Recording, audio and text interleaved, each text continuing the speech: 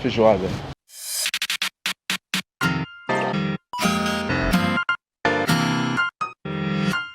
Versace Eros.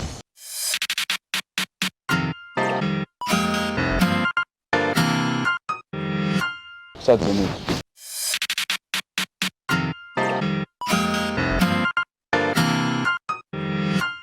Amor.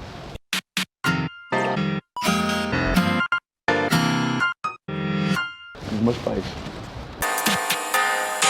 Olá, boa tarde, muito boa tarde. Chegou mais um verso de, exatamente, nesta tarde de domingo. Vamos conversar e interagir, deixa a sua mensagem em relação à sua apreciação ao nosso convidado especial de hoje, que já você ficará a saber quem será, quem é que vai fazer parte desta conversa. Portanto, no nosso Facebook você já pode ir interagindo. Eu não vou levar tempo, não vou fazer muito suspense. A nossa figura que nos vai revelar mais do seu outro lado, daquela página virada, não é? É ele que na página que nós já lemos, que já bem conhecemos, é um estilista moçambicano bastante conceituado. Lá há anos atrás, quando nós ouvíamos falar de estilistas, designers de moda, sem dúvida que este nome também fazia parte. Ele levou-nos a experienciar da moda de diferentes formas. Feliciano da Câmara é o nosso convidado para hoje. Olá, Feliciano. Olá, tudo bem, Tati? Tudo. Não. Feliciano da Câmara Alaf Júnior. É isso. Boa tarde, família. É um domingo abençoado aí. Está tudo bem? Está tudo bem, graças a Deus. Boa, já há muito tempo, não é? Que não nos víamos nem conversávamos. É verdade. Também com a pandemia não tínhamos como. Ficamos todos afastados. Afastados. É verdade. Feliciano, nesta curiosidade nossa de querermos saber mais de ti, da tua história de vida, nós vamos recuar esta fita aqui, esta cassete. Lembras da cassete? Vamos recuar. Depois virávamos com caneta. Exatamente. Vamos virar assim a cassete para recuar 34 anos atrás, quando tu vinhas como o penúltimo filho dos teus pais. E no caso, o penúltimo de um total de 9 irmãos. Tu, o oitavo. Vamos falar de ti. Sim. Minha vida não foi tão fácil assim como as pessoas veem. Talvez sirva de inspiração para muita gente que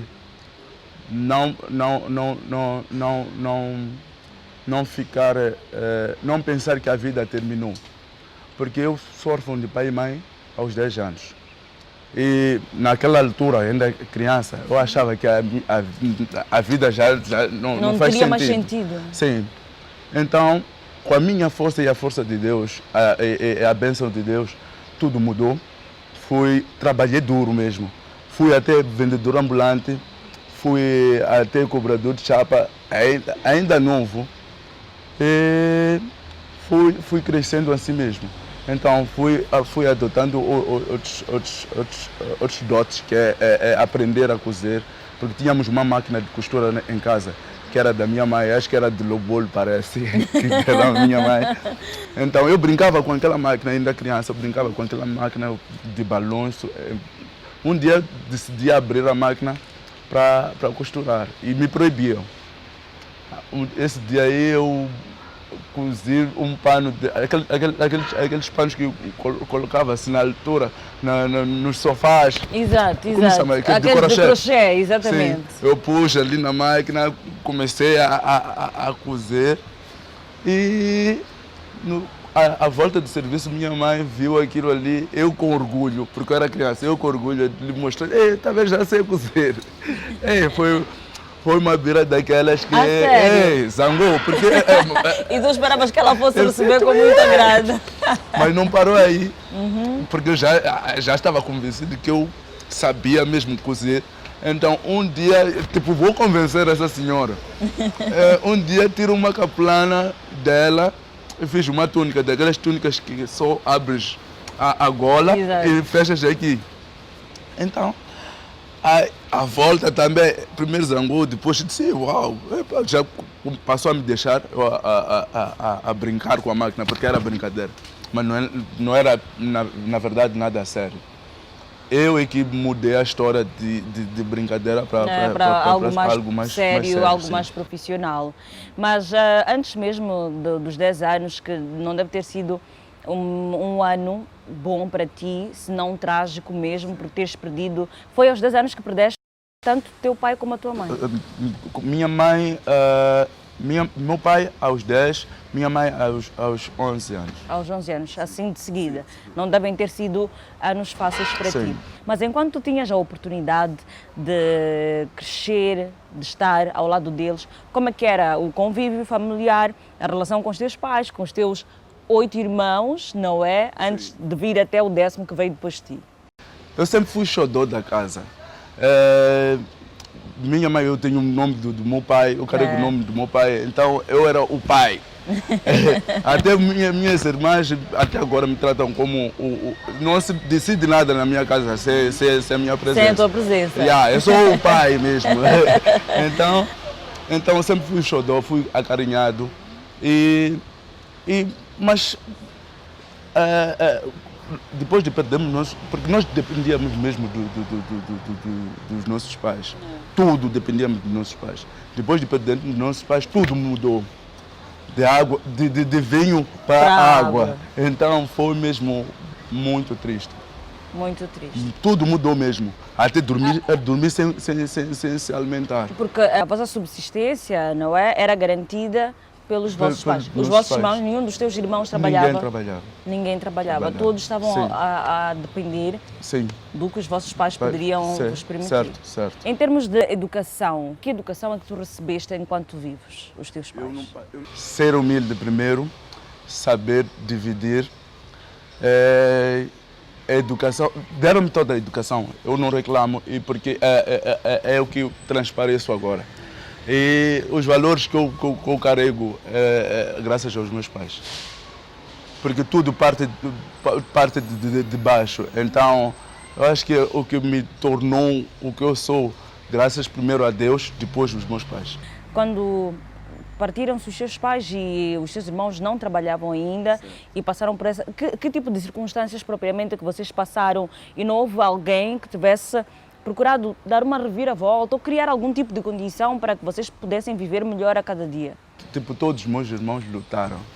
Todos lutaram mesmo. Que graças a Deus todos nós agora estamos bem quanto ao nível de trabalho, né? Todos trabalhamos e minhas irmãs vivem fora agora, vivem na Europa. Mas não éramos nada, sabe, que só Deus. Até quando eu penso naquilo que nós éramos antes e olhar para aquilo que nós somos agora, eu só digo, só Deus mesmo. Sou eu, porque eu não sei como vou justificar essa mudança toda, não é? Toda. Porque não sou eu, não tenho força suficiente para ter transformado assim para me transformar assim. Exato. Neste momento em que tu decidiste tornar-te vendedor ambulante, cobrador de transporte público e tudo mais, foi uma decisão tua? Que idade é que tinhas exatamente? Tinha 13 anos, mas já sabia cozer, porque eu achava que aquela coisa de cozer não estava nice. Eu acho que ele queria dinheiro assim logo, porque chap. Então, aí, eu disse que apareceu um vizinho lá, disse, eu tenho uns chinelos aqui, podemos ir vender. Ok, vamos lá, baixa mesmo. Convencer cliente era uma coisa muito... Mas com isso também eu aprendi a convencer cliente. Cada trabalho que eu fiz serviu-te de experiência? Serviu de experiência para eu aprender alguma coisa. E por quantos anos, por quanto tempo é que tu estiveste nessas áreas? Pouco tempo, 2 semanas, duas semanas. Cobrador de chapa foi uma semana, porque é duro. Não aguentaste? Costas. Não foi fácil. Não foi fácil. Depois trabalhei depois com 16 anos, até menti minha idade para trabalhar nessa fábrica, porque eu apreciava mesmo. A fábrica de roupa, passa a publicidade, Sabrina.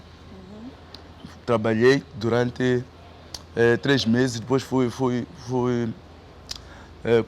fui nomeado como chefe de secção. Então eu era criança, eu era criança. Uau. Eu era criança e, sabe, ser chefe de secção naquelas fábricas grandes, temos velhos, temos... Ei, foi muito duro também. Não houve lá muita inveja?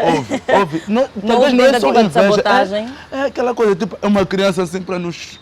Que responsabilidade é que sim, tem? que tem. Não é? Então, mas com isso, depois eu acabei desistindo do emprego porque era muita pressão.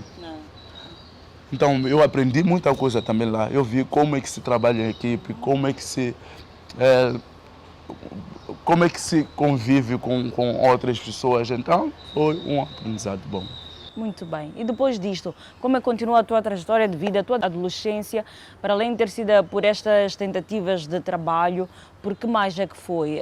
Escola, amigos, como é que foi estas áreas também? Era mais escola. Depois, não brinquei muito. Acho que até brinco mais agora. Aproveito agora a brincar. Não brinquei muito. Eu eu aprendi a andar de bicicleta com 20 e poucos anos. Aprendi a jogar depois dos 20 anos. Então aprendi muita coisa depois, porque não tive tempo de brincar. Eu estava mesmo busy em querer arranjar qualquer coisa para trabalhar. Mas tu querias trabalhar, embora os teus irmãos também já tivessem procurado fazer alguma coisa, era mais para... Para todos nós. Para todos vocês. Sim, era para todos nós. E não era só uma questão de caprichos pessoais? Não era capricho. Porque eu me revoltava com a situação que nós estávamos a viver. Dormir sem se alimentar, talvez se nós conseguimos uma coisa, é uma coisa mesmo que tu vês que outras casas comem uma coisa saudável e tu não. Então, é mesmo uma fase triste. Uma fase triste. Exatamente. Agora, já chegares para a tua juventude, como é que percorre o caminho da tua vida? As relações, eras um menino também muito namorador ou nem por isso? Eram muitas paqueras ou não? Como é que era o processo? Eu lembro minha namoradinha da infância. A tua namoradinha? Até esqueço o nome dela agora. É Sarita. Namoradinha, há bom tempo que eu não lhe vejo. Mas já é namoradinha, minha esposa nem vai se chatear. Também conheço ela há 17 anos. Então, a tua esposa? Minha esposa, estou com ela há 17 anos. Então, minha namoradinha da infância, eu lhe conheci, então, estudávamos juntos. E fui contar a minha mãe que beijei Sarita. Eu vou lhe mostrar do coisa da janela e como se beija. Mostraste a tua mãe? A minha mãe. Éramos muito amigos mesmo. Mostrei a minha mãe como se beija a ela. Então, está a imaginar do coisa do vidro, como aparece o movimento. Exato. Então ela contou às amigas, eu lembro, uma fase que eu lembro que ela contou. Não sei se é orgulho ou tipo, vê lá o que o Feliciano me fez hoje. Sim. Qual é o que me surpreendeu com isso hoje? Então é uma fase que eu lembro. Também, depois da Sarita, tive muitas pitinhas. E até conhecer minha esposa. Não posso detalhar muito. Por quê? São muitas pitinhas. Mas até conhecer minha... mas foi antes de conheceres a ela. Sim, antes de conhecer. Ficaste com os olhos molhados, estás emocionado? Por quê? Eu falei da minha mãe. Muito bem. Se tu conheceste a tua esposa há 17 anos, estamos a falar de que deverias ter 17 anos de idade, ou não? 17, 18? Nós somos vizinhos. Então já conhecias até há mais tempo? Sim, há mais tempo. Somos vizinhos mesmo de muro. Até eu assisti Lobolo. De quem? Lobolo, tipo, eu a lobolar a ela. Eu assisti do muro. Porque a família vai antes, né? Então tu viste... Então eu subi do muro. Esse momento. Eu subi do muro para acompanhar à espera da tua hora. À espera da minha hora. Eu de interior, assim. Se a família me conhece, são meus pais. São meus segundos pais. Uau! E eram muito jovens? Muito Porque jovens. quando vocês começaram, eram vizinhos, tudo bem, mas Sim. quando iniciaram a relação, é o que eu estava a dizer, devias ter uns 17, 18 anos, 17. né? 17 anos? Sim. E como é que, ok, era tua vizinha, mas quando é que tu pões os olhos nela nesta perspectiva de relação? Ela vendia ali fora, vendia biscoitos fora da casa dela. Eu passava sempre dali, eu a voltar da escola. E, epa, não sei, de repente, eu acho que ela começou a mudar, tá vendo? Quando a adolescência quando começou a tomar banho, a começar a viver aí mesmo. É quando vesti bem, já cheirava bem. Primeiro colocava o top. E era top na altura, né? Tinha o top preto, o roxo e rosa. E o rosa. E tinha um que cheirava ainda mais. Todo perfumado, né? Todo perfumado. Pois é. Então começa a relação com ela, mas tu previas que fosse ser a tua mulher, a tua esposa, a mãe dos teus filhos, com quem tu fosses casar? Ou era pronto, na brincadeira? Era na brincadeira, porque depois dela tive outras namoradas. Enquanto estavas com ela? Não, aquela coisa de brigávamos, então ficávamos um tempo, mas depois voltava. E depois, nesse vai e vem, depois engravidei e depois ficamos mesmo. Definitivamente? Definitivamente. A minha filha faz 14 anos agora. Uau! E vocês têm, ao total, 4 filhos? Sim, 3 de sangue e adotivo. E um adotado. Muito bem. E como é que foi? Tu engravidaste, pronto, tinha que assumir de alguma forma, né? Mas não era aquela coisa, porque na altura até fugi. Não era fácil aceitar. Não era fácil aceitar a barriga. Mas depois, quando comecei a ver a barriga crescer, eu me emocionei, até no dia do parto, levei flores, sempre levo. Mas eu lembro que na altura as flores não eram naturais, eram aquelas artificiais. Levei full flores para ela, então foi especial. Hoje em dia tem estes 4 filhos que nós aqui falamos, não é mesmo? E como é que tu aprecias a vida de casado? De certeza que foste crescendo e ganhando maturidade ao lado desta mulher. Porque não foi fácil. E ela também foi muito presente na relação. Ela é que, na verdade, talvez ela é que pôs mais a relação a andar para frente. Porque depois já estava, porque eu não brinquei na infância. Então... Quando já começas a ver as coisas, pegar dinheiro, então as coisas começam já a te pôr um pouco emocionado. Então ela foi dura, foi mesmo presente. Foi minha mãe também, porque me educou.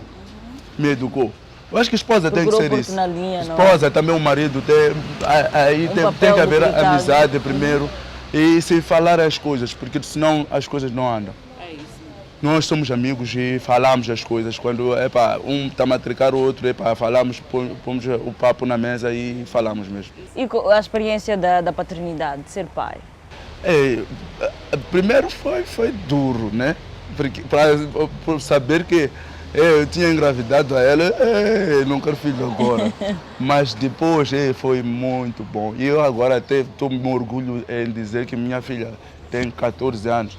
Porque eu sou jovem e ainda estou a vir uma jovem. Então isso é muito bom. Eu lutava para não ter na altura, mas eu agora até podia ter um pouco mais cedo.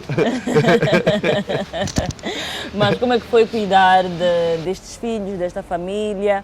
Foi tudo bem? Reflete aqui que foi duro. Inicialmente é algo que impactou de alguma forma para ti também, não é? Mas depois, e principalmente depois veio o segundo, veio o terceiro filho e tudo mais. Como é que foi esse processo todo? Primeiro, nós estávamos ainda a viver em casa dos meus pais. Minhas irmãs me ajudaram, na verdade, a nos cuidar, porque eram mais velhas. Porque eu tenho 5 irmãs que se seguem, mais velhas. Os 2 são mais velhos. Exato. Os primeiros 2 são mais velhos. Depois vem 5 irmãs a escada, até perceber que é barulho. É verdade. Ai. Barulho, muito cunhadas. Sim, as cunhadas, não foi fácil. Eu tinha que resolver problema em casa todos os dias. Eu sinto muito por ela. Não foi fácil. Não foi fácil, mas ela também aprendeu muita coisa delas, bebeu muito delas É o que nos tornou estarmos firmes, talvez, até agora. Não é? O Feliciano casou há quantos anos? 5 anos. Há 5 anos é que vocês decidem contrair matrimónio, não é? Sentiram-se já mais preparados Sim. para assumir esta A responsabilidade? responsabilidade. Muito bem. Agora, a falar de trabalho e a lembrar que disseste antes que quando tu fizeste assim uma peça e mostraste para a tua mãe, ela não gostou muito da ideia. Sim, é tipo, ei, qual é a tua ideia, pá? É. Andas a estragar minhas caplanas, é isso que você quer seguir, porque ela na verdade queria que eu estudasse e coisa, não queria, porque ela já cuidava de nós. Sim. Eu cuidava de nós mesmo, até meus irmãos mais velhos. Ela é que, sabe, que criava, é uma mãe de verdade exemplar. Eu na altura, ainda criança, voltando, eu ainda criança, eu ganhei na reunião, ela até saiu a chorar. Ela, de tanto cuidar de mim, eu fui o aluno mais asseado da escola. Uau! Então, eu sempre ia chunado na escola, como se diz.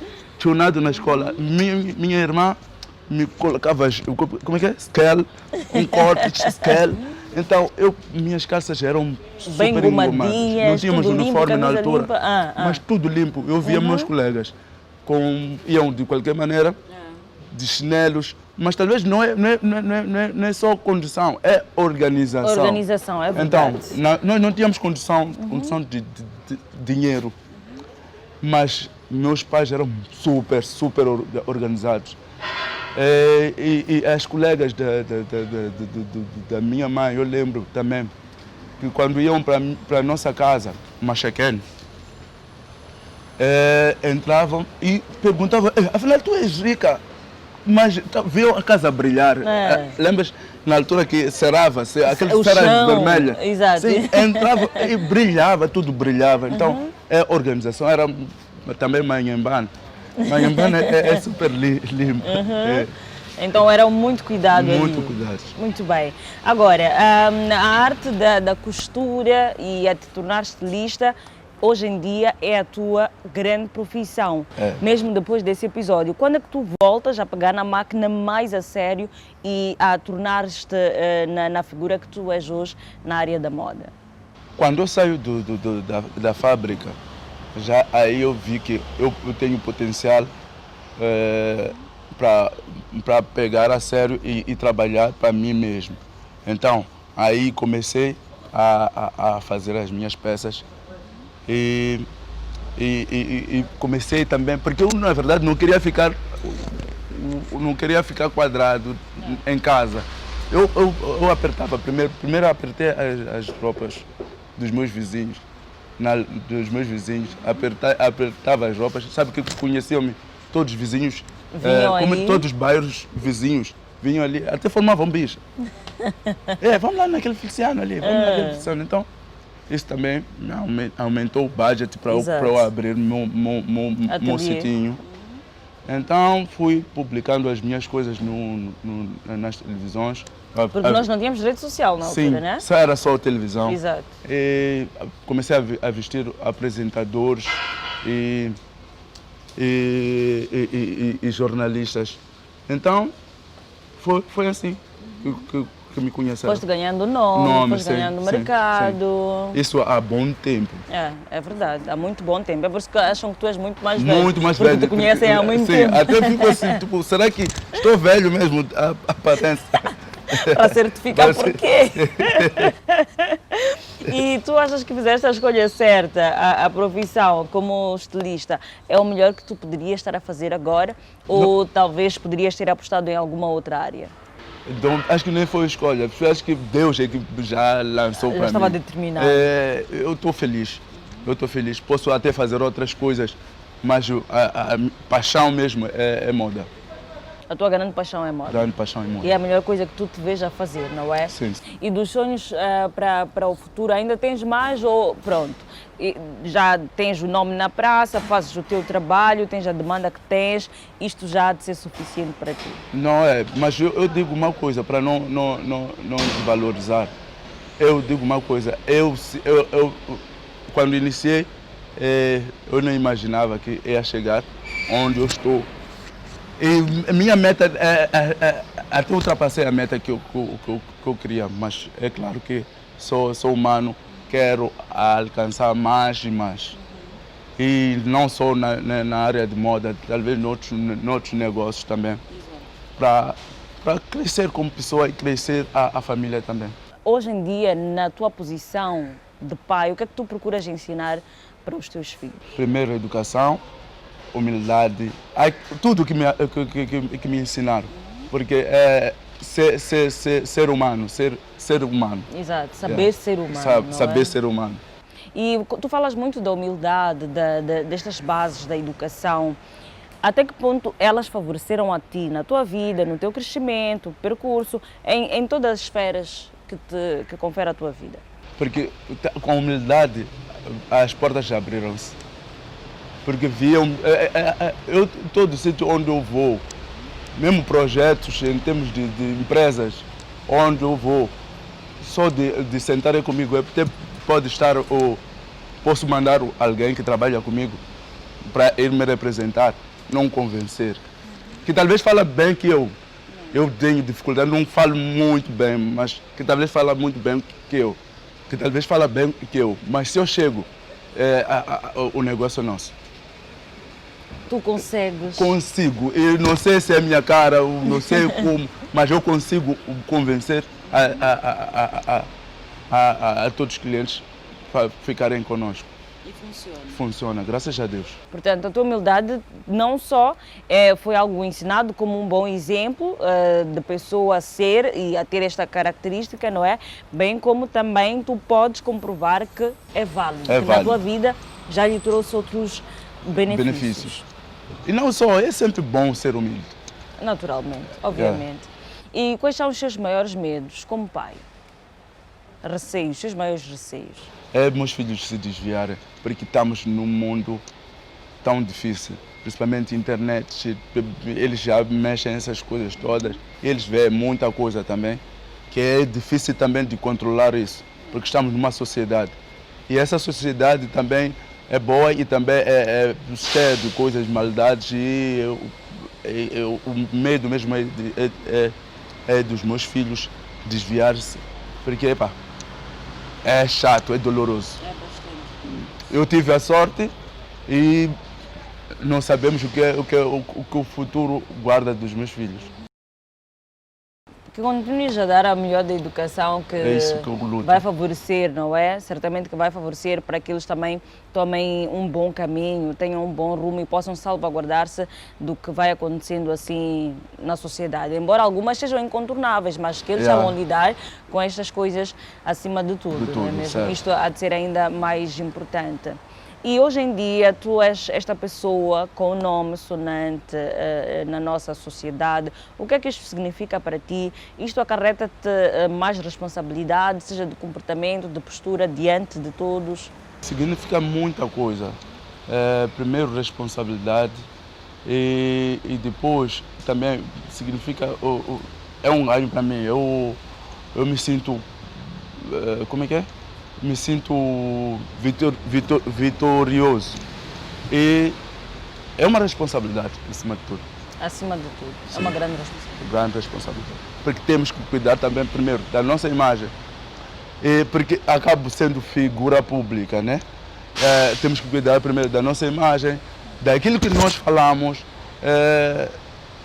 É muita coisa, é muita coisa. Tu tens te tornado numa figura pública. Influenciou para que mudasses algum hábito, para que alguma coisa não mais fizesses e outras coisas que tiveste de adotar mesmo por essa razão? É automático, porque nós, sendo uma figura pública, tu és um espelho para muita gente que talvez também quer crescer na vida.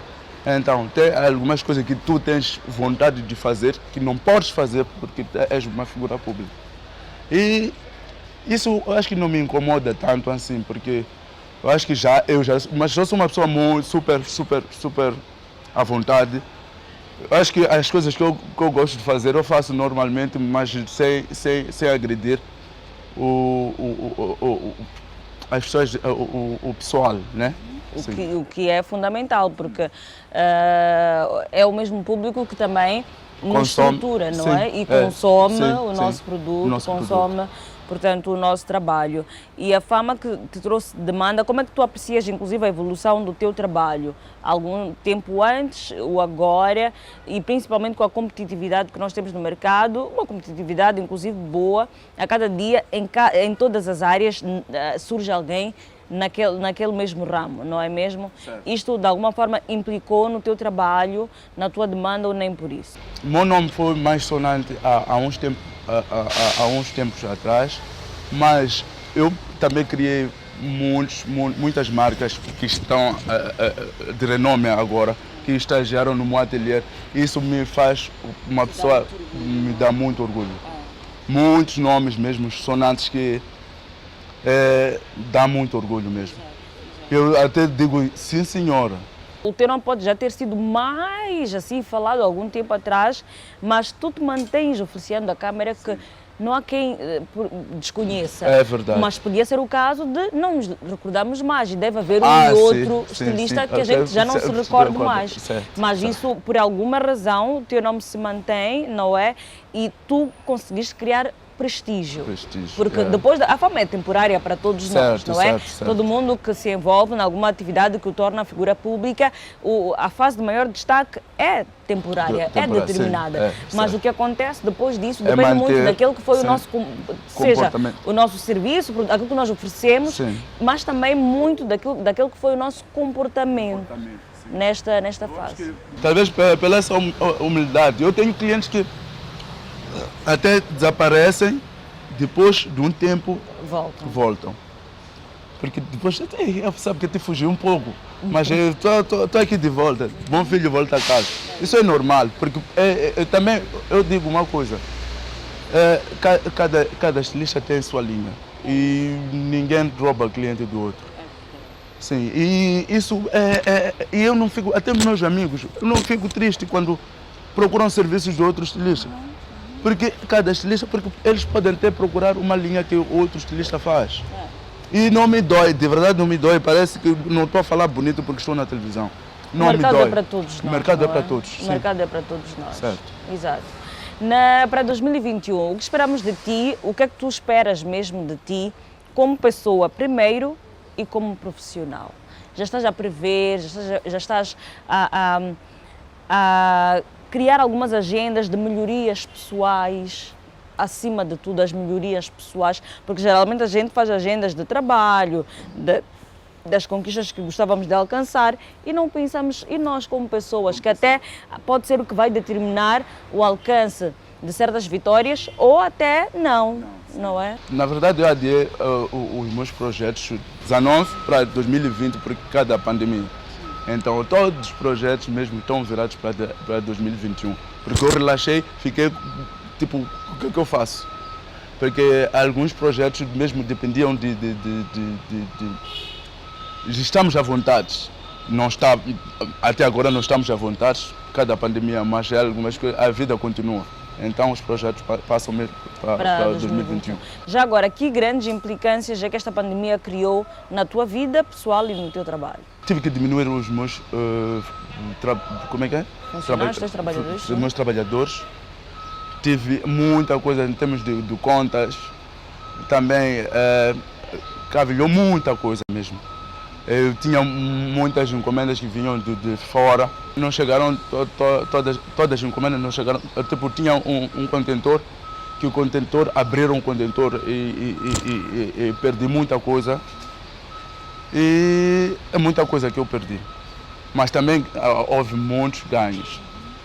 É o que se diz, um ditado que se diz, eu não sei dizer agora, que há males que vem para o bem. Então aprendi muita coisa, também tive muitos trabalhos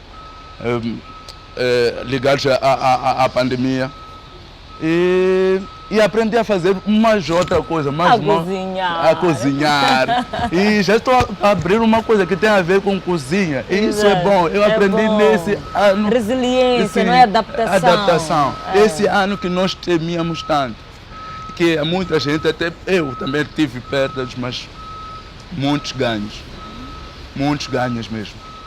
que eu só digo graças a Deus. Exato. Porque eu nem sonhava chegar a dezembro ainda com um sorriso no rosto. Não é mesmo?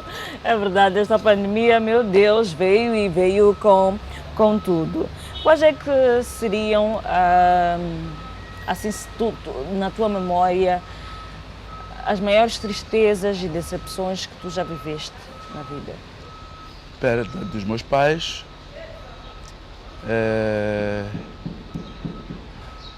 roubo no meu ateliê por 2 vezes e decepções por pessoa. Sim, pessoas, amizades, relacionamentos, É claro que enfim. há muitas decepções. Eu sou um ser humano, a gente dá confiança para uma pessoa, depois faz uma outra coisa. Mas é claro que eu perdoo logo. Então não ficou. Tudo que eu perdi não ficou. Tudo que perdeste Não ficou no coração. não ficou no coração. Sim. Foi ultrapassado. Foi não ultrapassado. É assim como tu geres as coisas que te acontecem, as coisas não muito boas. E eu não tenho mágoas de ninguém. Não tenho mesmo. Perdoas fácil. Até às vezes quando me perguntam, tu estás com mágoa de qualquer... Eu fico uns minutos a puxar. Se te cruzasses com alguém que em algum momento já te teria feito um mal, saudarias normalmente. Normalmente, eu sou o primeiro a saudar. Eu sou o primeiro a saudar. Porque passou. É. Passou. E tempo é corrido. E magoar-se para quê? Tempo é corrido. E quem sou eu também para julgar aquela pessoa? Talvez eu entendo uma coisa, eu também não sou perfeito. Em algum momento eu também magoo algumas certas pessoas. Então, também gostava que me perdoassem, que não ficasse a mágoa para sempre. Exatamente, É. exatamente. Nesta perspectiva, em termos de arrependimento, algo que tu já tenhas feito na vida, da qual tu te arrependas, que se pudesses voltar atrás para fazer diferente, até poderia ter te dado um outro tipo de resultado? Eu, quando vivi fora, não aproveitei muito. Eu estou arrependido por isso, porque eu viajei, vivi por um tempo na Holanda e não aproveitei muito o que eu tinha que aproveitar, como na minha área. Acho que é o arrependimento mesmo que eu carrego sempre. Não aproveitaste muito por quê? Eu tinha tudo ali, mas eu acho que por saber que estava a viver aquela vida e talvez por pensar que a minha vida ia ficar por lá. Tu ias na intenção de viver. Viver, sim. Exato. Então, acho que não aproveitei por isso, porque eu achei que, já estou aqui, então, por aí. E o que aconteceu para que tu regressasses? Muita coisa também. Eu não regressei para ficar, regressei para visitar, mas acabei ficando. Mas já tinhas família? Já tinha família. Sim, é casamento mesmo. E acabaste ficando? Acabei ficando. E hoje está tudo bem? Está tudo bem, mesmo que graças a Deus. tenhas ficado? Está tudo bem. É um arrependimentozinho, mas não é aquele arrependimento, porque está tudo bem. Está tudo bem. Exato, está tudo conforme. Está tudo conforme. Muito bem.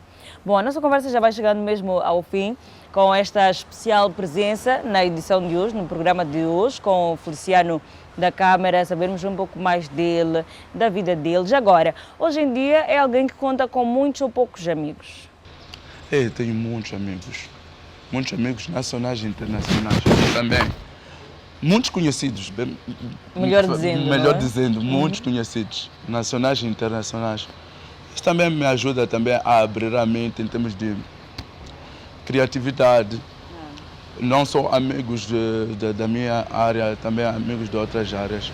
E isso me ajuda também a Mas abrir aqueles a amigos com quem tu mais contas na vida realmente? minha família primeiro. Minha família, acho que o que eu conto mais na vida. Sabe que há outros amigos que tu podes até não considerar enquanto essas pessoas é que dão um gás por ti. Por isso que eu prefiro não falar esses amigos aí, porque posso falar dos amigos da infância. Outros, não é? Pode, não e aparecem outros amigos no caminho da vida. Que, por exemplo, pode ser um amigo que eu conheci ontem que pode até lutar por mim do que aqueles que eu conheço há anos. Então, todos os amigos, basta ter coração. Bem, portanto, esta conversa com Feliciano da Câmara, ficamos a saber um pouco mais dele, sobre a sua trajetória de vida, a sua história, não é? Até aqui. Foi bastante interessante para mim ouvir, quero em crer que para si também, amigo telespectador e internauta.